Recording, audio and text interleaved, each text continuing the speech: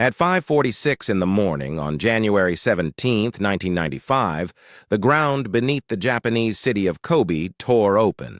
In 20 seconds, the earthquake killed more than 6,000 people and leveled entire neighborhoods. It was one of the worst disasters in modern Japanese history. And 4,000 miles away in an office in Singapore, it was about to financially destroy a 28-year-old British trader, a bank that had stood for 233 years, and the personal fortune of the Queen of England. Because that trader had made a secret bet. He had wagered almost everything on one simple idea: that Japan would stay calm. Within weeks, that one bet would turn into a loss of £827 million. More money than the bank actually had.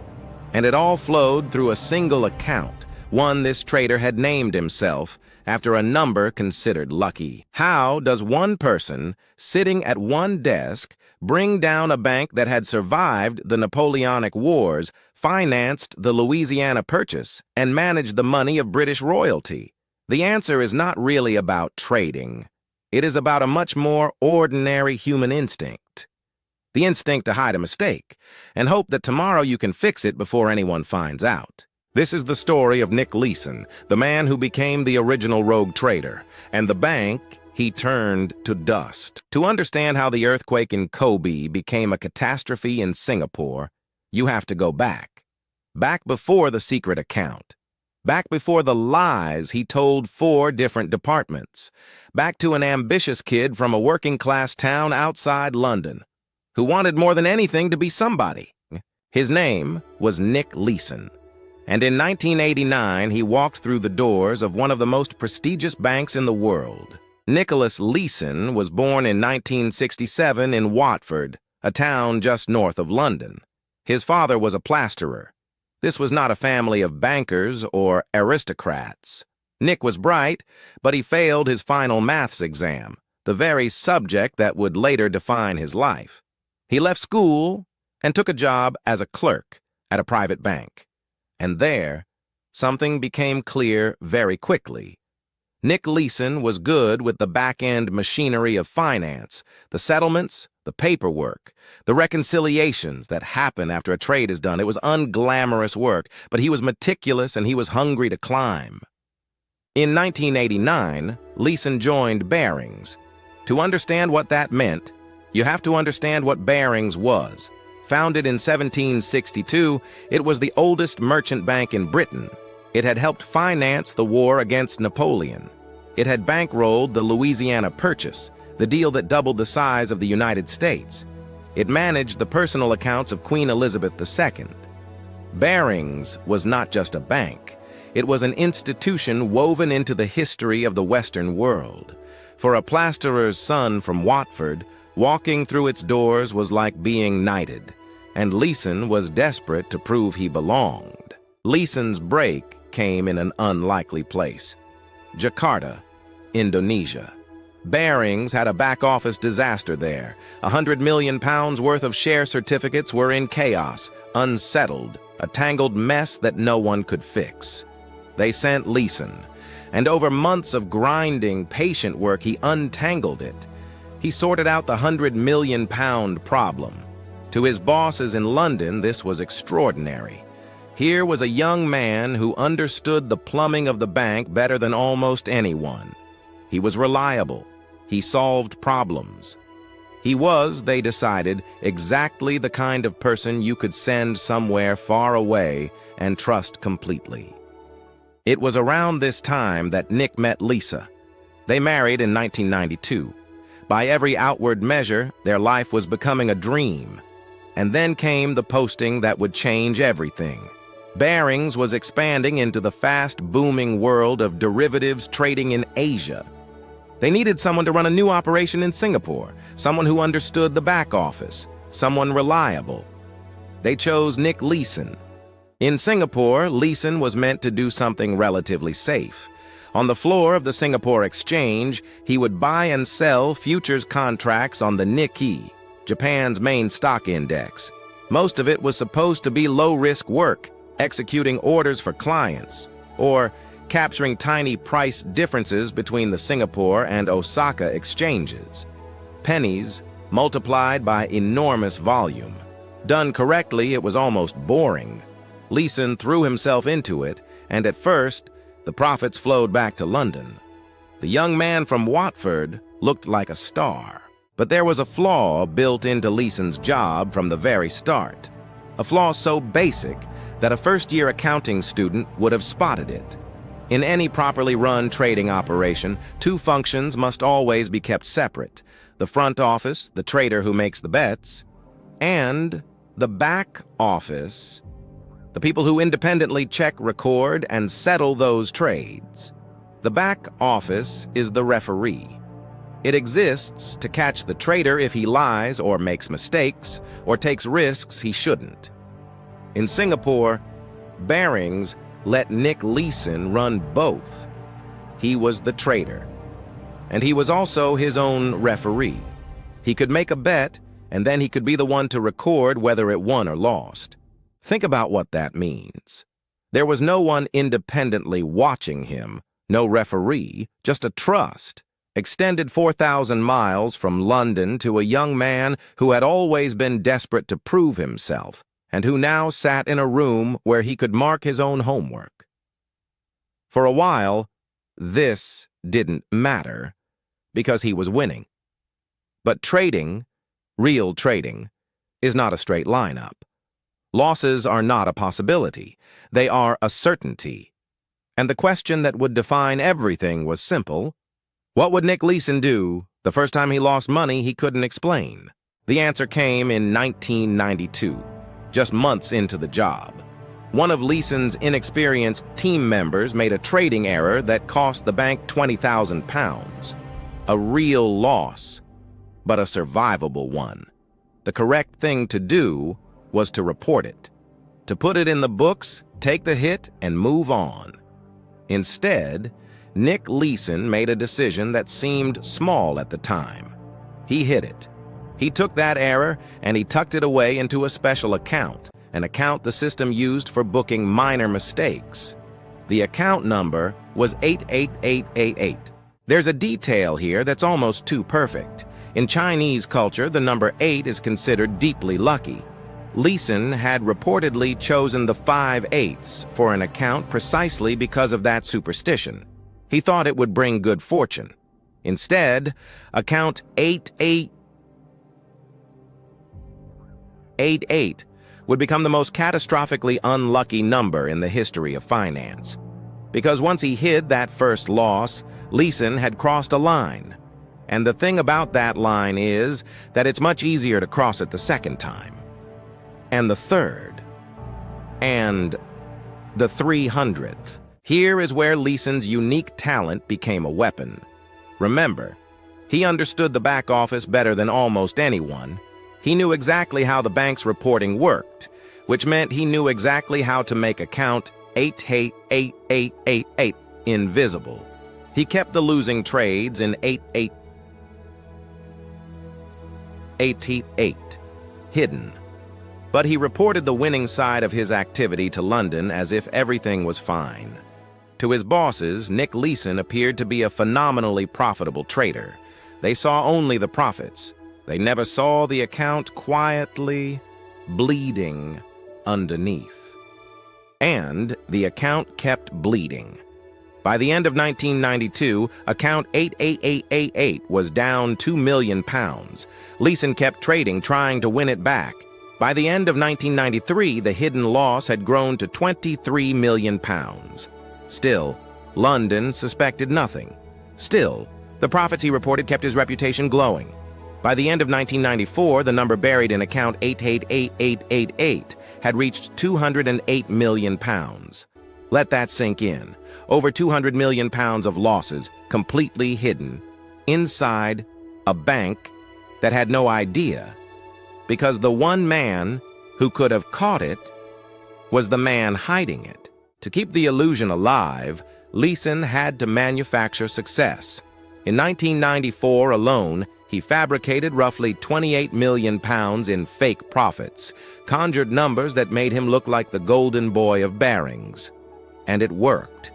He was rewarded with a bonus of around £130,000 on top of a £50,000 salary. He and Lisa lived the part. A luxury apartment in Singapore reportedly costing thousands of pounds a month.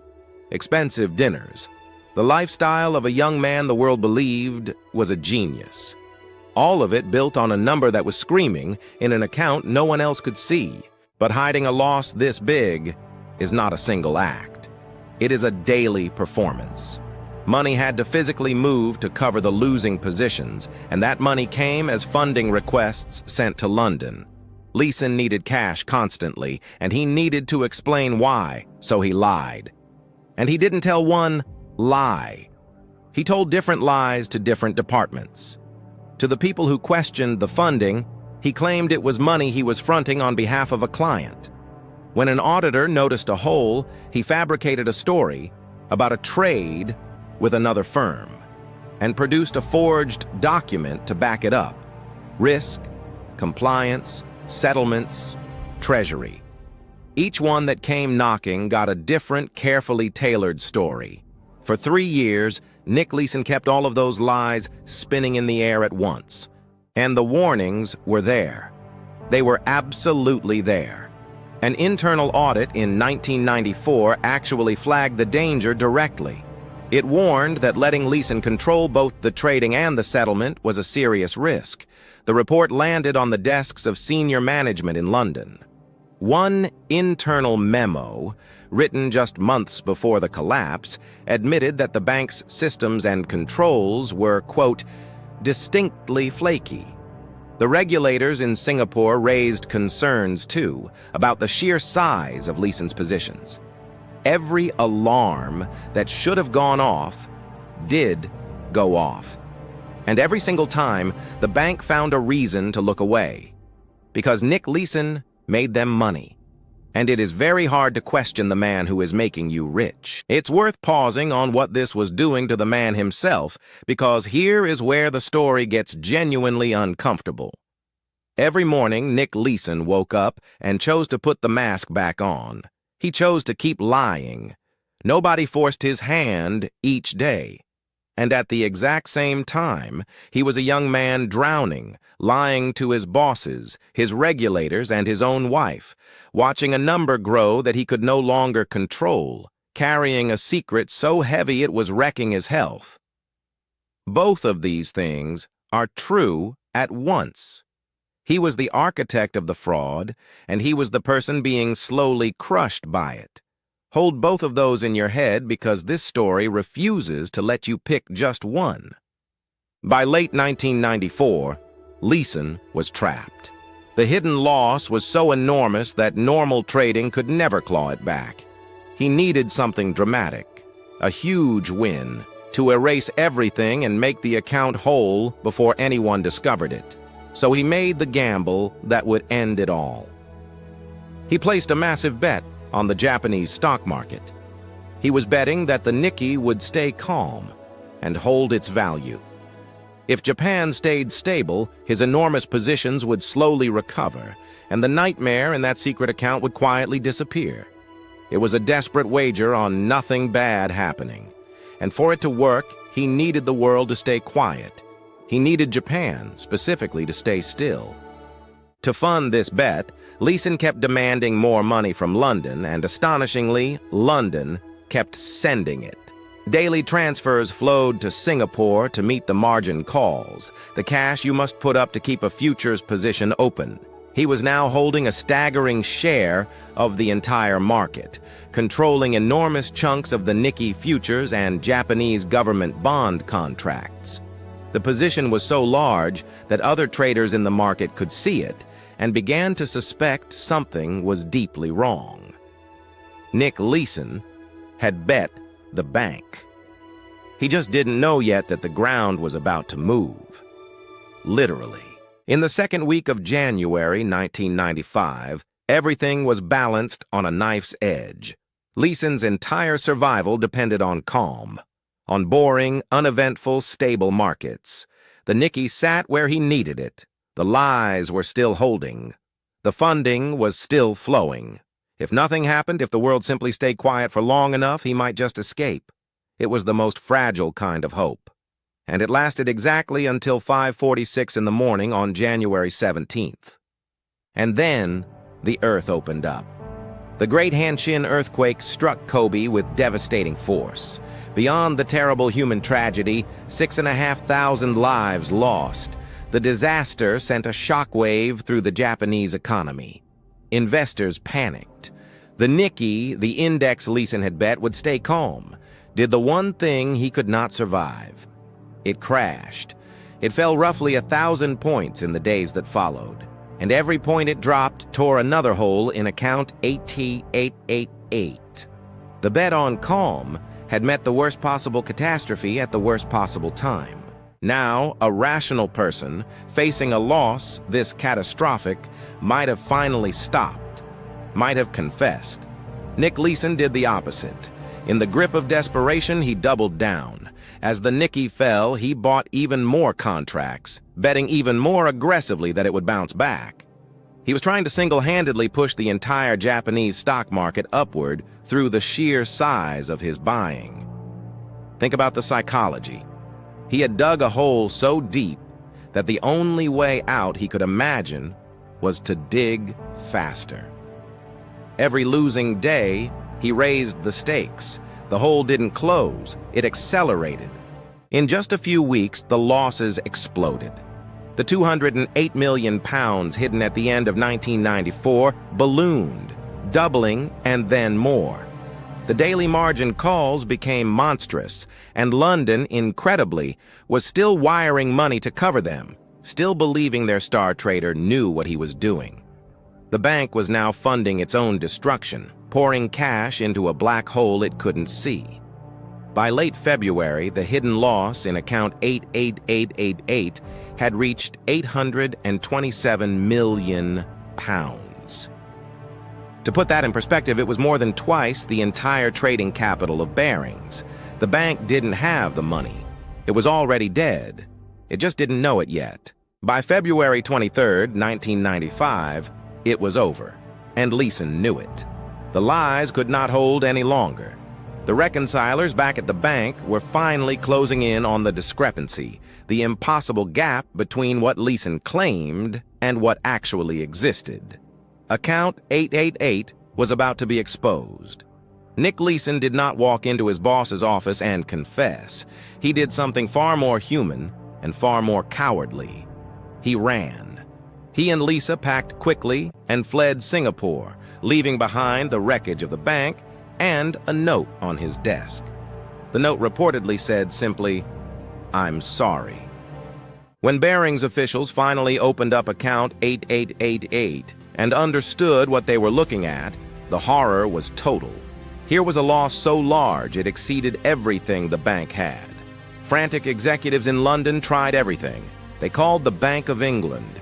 They scrambled for a rescue, a bailout, anyone who might step in to save the 233-year-old institution over a single weekend. But the math was impossible. You cannot rescue a bank from a loss bigger than the bank itself. There was no saving it. On February 26, 1995, Barings was declared insolvent. The oldest merchant bank in Britain was finished. And then came the final, almost unbelievable indignity. A bank that had financed empires, a bank that had managed the wealth of the Queen, was sold off to stop the bleeding. The Dutch bank ING stepped in and bought Barings, taking on its liabilities. The price they paid for 233 years of history, for one of the most storied names in global finance? £1. A single pound coin. That is what Barings Bank was worth in the end. One man, sitting at one desk with one secret account, had reduced it to the price of a chocolate bar. While Barings was being carved up, Nick Leeson was on the run. He and Lisa had fled, first toward Malaysia, then onward, trying to get home. But the world's most wanted financial fugitive could not stay hidden for long. On a flight routed back toward Europe, Leeson was arrested during a stopover in Frankfurt, Germany. The man who had brought down the Queen's Bank was now in a German jail cell, fighting extradition, watching the entire planet learn his name. The quiet back-office clerk from Watford had become the most infamous traitor on Earth. Leeson fought extradition for months, sitting in a German prison while lawyers argued over where he should face justice. He lost. In November 1995, he was extradited back to Singapore, the place where it had all happened, to answer for what he'd done. The charges were serious: deceiving the bank's auditors and cheating the Singapore exchange. He pleaded guilty, and in December 1995, a Singapore court delivered its sentence. 6.5 years in Changi Prison, one of the toughest correctional facilities in the region. But the sentence was only part of the price Leeson paid. While he sat in a Singapore cell, the life he had built outside of it dissolved. For a time, his wife Lisa stood by him, traveling out to visit him in prison. But the distance and the strain were too much, and the marriage eventually ended in divorce. And then, while still imprisoned, Nick Leeson was diagnosed with colon cancer. His weight fell away, his hair fell out from the chemotherapy. The golden boy of Barings, who had once lived in a luxury Singapore apartment, was now a sick man in a prison cell, having lost his bank, his freedom, his marriage, and very possibly his life. And yet, against the odds, Nick Leeson survived. He survived the cancer. He survived Changi. And due to good behavior, he was released in 1999 after serving more than 4 years. He walked out of prison into a world that had completely changed, effectively broke, his old life gone. His name a global punchline for financial disaster. Most stories of this kind end here, with the villain destroyed. But Leeson's story takes one more strange turn, because what he did next forces an uncomfortable question about blame and forgiveness, and who we decide deserves a second chance. Here is the turn. The man who destroyed the oldest merchant bank in Britain did not vanish into shame. He rebuilt. Nick Leeson wrote a book about his downfall called Rogue Trader, which was turned into a film. He earned a degree in psychology. He took a senior job running an Irish football club. And then came the detail that makes people's jaws drop. Nick Leeson became a highly paid public speaker and consultant, traveling the world to advise banks and corporations on risk management and how to spot fraud. Read that again. The most famous rogue trader in history now gets paid to teach institutions how to stop people exactly like him. So, who is actually to blame here? Let's make both cases honestly. The case against Nick Leeson is damning. He didn't make one bad call. He chose, for 3 years, every single day, to lie. He forged documents. He fabricated profits. He gambled with money that was never his. And when it collapsed, he ran and left a note. Nobody made him do any of that. But the case against Barings is just as damning. They handed a young man total control over both making the trades and checking them. The single most basic error in all of finance. Their own auditors warned them in writing. The regulators warned them. And they ignored every alarm because the profits he reported were too good to question. Leeson pulled the trigger. But Barings built the gun, loaded it, and handed it to him with the safety off. So which one is the villain? The honest answer, the uncomfortable answer, is that you don't get to choose. It was both. Completely, at the same time. And maybe that's why this story still grips us 3 decades later. Because underneath the billions and the exotic derivatives, the Leeson story is about something we all recognize. The small mistake you don't want to admit. The hope that if you just push a little harder, you can fix it before anyone notices. The way one concealment leads to another until you're trapped inside a lie too big to escape. Nick Leeson didn't start out trying to destroy a bank. He started out trying to hide a 20,000-pound error. Everything else was just the avalanche that followed the first small lie. The terrifying part isn't how different he was from the rest of us. It's how familiar. And here is the part that should genuinely worry you. The conditions that created Nick Leeson never really went away. Since 1995, we have seen it happen again and again. Other rogue traders at other major banks racking up billions in losses through unauthorized bets hidden from their bosses. Different names, different cities, the same fundamental story. A trader who took on too much risk and a system that failed to catch him in time. Every time it happens, the world acts shocked. But it isn't really a mystery. As long as there is pressure to produce profits and gaps in oversight, and the human instinct to hide a loss rather than admit it, there will be another 88888. The only question is where and how big. Nick Leeson is in his 50s now. He lives a quiet life, remarried, his cancer long behind him. He has taken real responsibility for what he did, while also pointing fairly at the system that let him do it. And that is exactly what makes him so unsettling. It would be easier if he were a simple monster, because then we could tell ourselves we are nothing like him. But he isn't. He was an ordinary, ambitious person who told one lie to avoid one embarrassment and then spent 3 years and 800 million pounds trying to outrun it. Catastrophe almost never arrives as a single act of evil. It is built quietly, one small compromise at a time, by ordinary people who tell themselves they will fix it tomorrow, and by everyone around them who would rather not look too closely while the lie is still paying. 233 years of history. The bank that financed the Louisiana Purchase, the bank that held the Queen's money, gone, sold for a single pound because of a hidden account named after a lucky number, and a young man who couldn't bring himself to say 4 simple words. I made a mistake. So the next time you're tempted to bury something small and hope it disappears, remember account 8888. Remember that the largest collapses in history almost always begin with the smallest acts of hiding.